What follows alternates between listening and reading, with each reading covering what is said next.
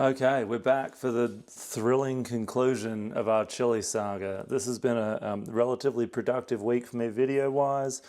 I've made muffins, I made what we're erroneously calling lentil soup, and for a couple of days in a row I made chili. I am again baking bread today, and again having a bit of trouble with getting my loaf to look good. But I understand that, you know, the traditional sort of trad wife game involves looking pretty on point when you're on camera. I didn't do my nails, I didn't put my face on, but I thought if I put an apron on, bring a little pizzazz, a little oomph to this presentation. I've been listening to myself on these videos, and I don't know what it takes to sound excited on recorded voice. I don't like the sound of my own voice anyway, so it's hard for me. But I keep trying to sound happy when I'm on camera, and I just sound miserable. So I can only bring so much energy right now. The baby is sleeping. This is a short video, so I'm gonna try to keep it positive for as long as I can. Try to bring that extra pizzazz, the apron pizzazz, to my presentation. But we're gonna start with just whacking this bread in the oven, keeping us all in frame. Here we go.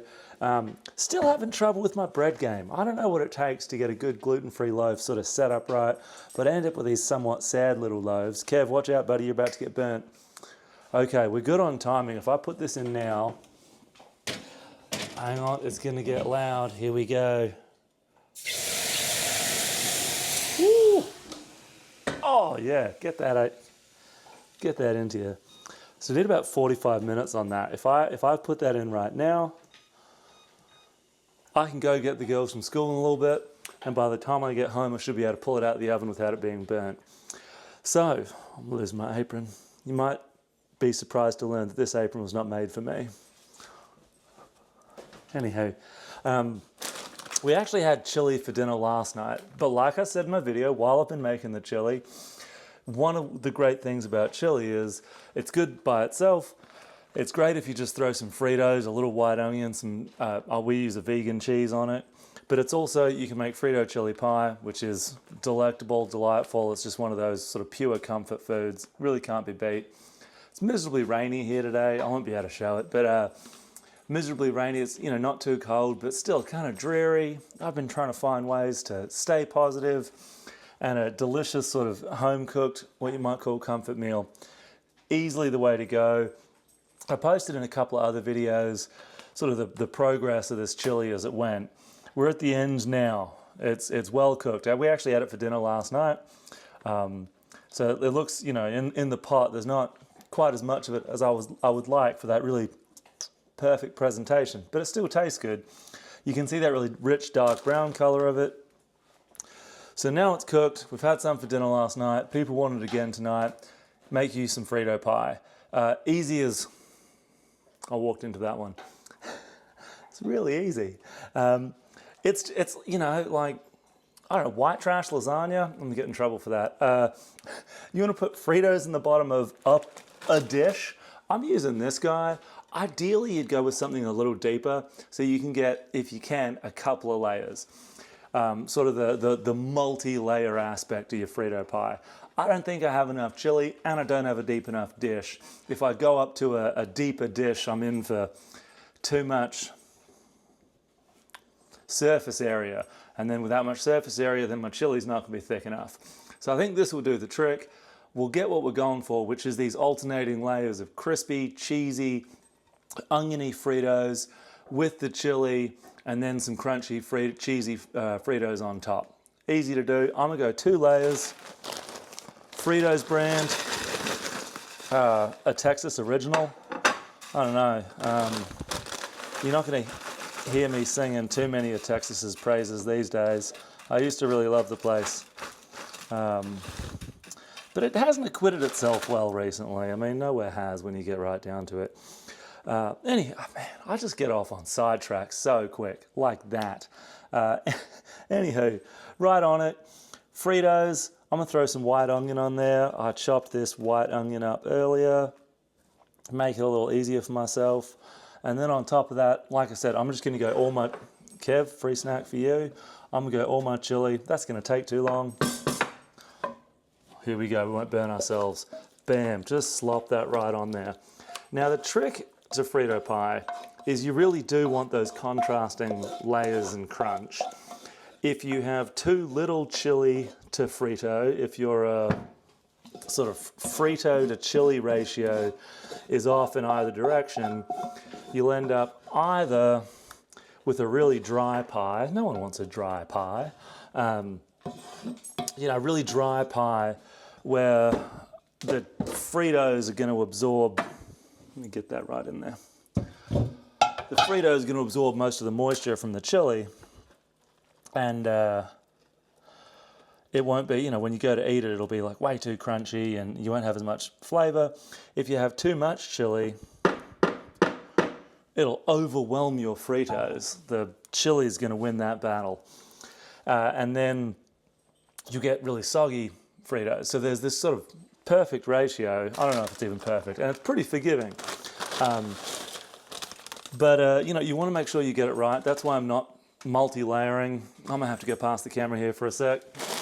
Lose you, get back on. There we go, still going. No, it's the wrong part of me. There we, hey. Now if I stand up. Technology, it's like almost there. Kevin, this dog, man, he's like right here. This is Kevin, wiggling between my legs. You will need more Fritos than you think you do. That's, again, you like that? Get that asthma. Doesn't that sound good?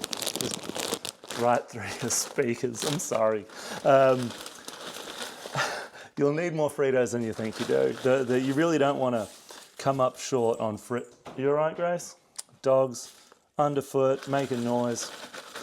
You don't want to come up short on Fritos. You don't want to come up short on cheese. Now again, that's for you, Kev. There you go, buddy. Guess that's why you're there.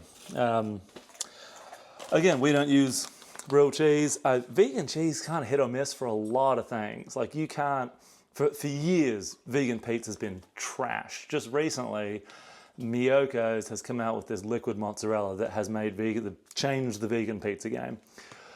You know, every vegan cheese out there says it melts like real cheese. It doesn't. It's not going to happen. But in the right dish, vegan cheese can really be a wonderful thing. You know, for baked potatoes, something like this. I think the Violife vegan cheese is really, for most sort of shredded cheese purposes, pretty great. They also do a sliced, you know, cheese slices, which if you're making sandwiches, they work pretty well in a grilled cheese sandwich. For a Frito pie, something like this, I forgot to put cheese on the bottom. Shit. Okay, how can we fix this? I'm gonna do it.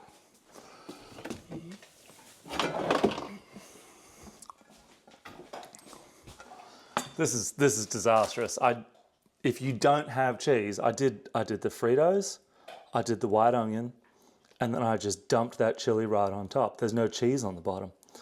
It won't hold together. Okay, well, I'm using this dish, which is slightly larger than my other one, and will hopefully maintain the correct ratio, that perfect, all-important ratio of Fritos to cheese. Let's see if we can do this. I think, how am I going to do it, you reckon? What if we do, this is going to be either the coolest thing I've ever done on camera, which isn't saying much because I don't do this very much, or the worst, messiest mistake I've ever made. And I've had 3 kids. I love my kids. They're fantastic. They weren't mistakes. They're all just pure joy, every single one of them. Okay. We're going for it. We're going to be bold. We're just going to go full on bold. I don't even care. All right, Fritos, bottom layer, white onion. Man, I thought I had my shit together. I was excited. I had the apron on. I was feeling like pumped and positive. And then this. Ooh. Oh, man. Vegan cheese. Very important part of this process. It holds it together. You want to get that in your dish. Now,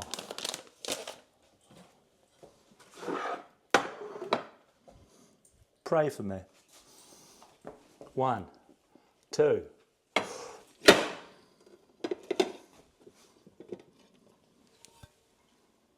Fuck yes. Oh my God. Look at this thing. Look at this. Look at this absolute... Hang on, can we go down? Yeah, it's happening. I'm not even going to edit any of this. Look at that. Look what just happened. Are you as excited? No one's as excited as I am. I hope I sound excited now. Oh wait, no, wrong one. Hang on.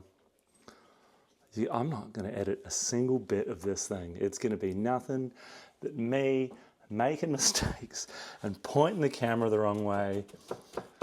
Oh, I deserve to be celebrated far and wide. Oh my gosh.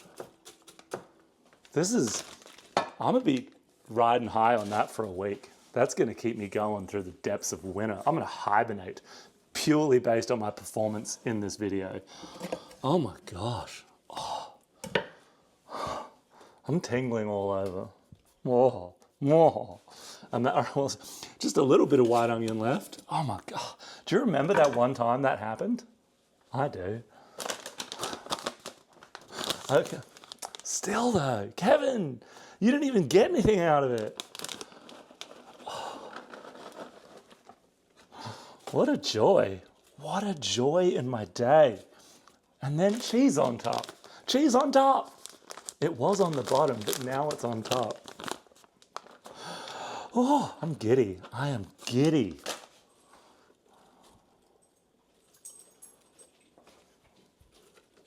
Thrilled. Oh. Wow. Wow. Anyway, yeah, look at that. Look at this thing. Look at this beautiful piece of culinary engineering. Ha! Oh my God. Wow. Anyhow, you take this beautiful piece of culinary engineering and, redeemed errors, and you bake it for about half an hour, probably about 420 or so. You want to get it hot all the way through. That's really the trick of the thing. The cheese on top should melt. If the cheese on top doesn't melt to your satisfaction, turn the broiler on right at the end. I've also had success sometimes with this vegan cheese that doesn't melt too well. If you bake it with foil on top for a while, the trapped steam helps the cheese in there melt, gets the heat sort of more evenly through it, and then pull the foil off at the end to get it all browned and crisped up. But we'll see how it goes, and I'll whack a little picture on at the end of this masterpiece, this absolute masterpiece. Okay, the bread actually came out pretty nice, notwithstanding. Look at that. I don't know. I mean, it's not your Instagram sourdough, but it's good stuff. But right here, look at that.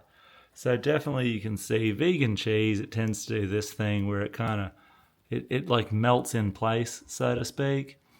But it's still nice and hot. It's been in, I had it in for about half an hour.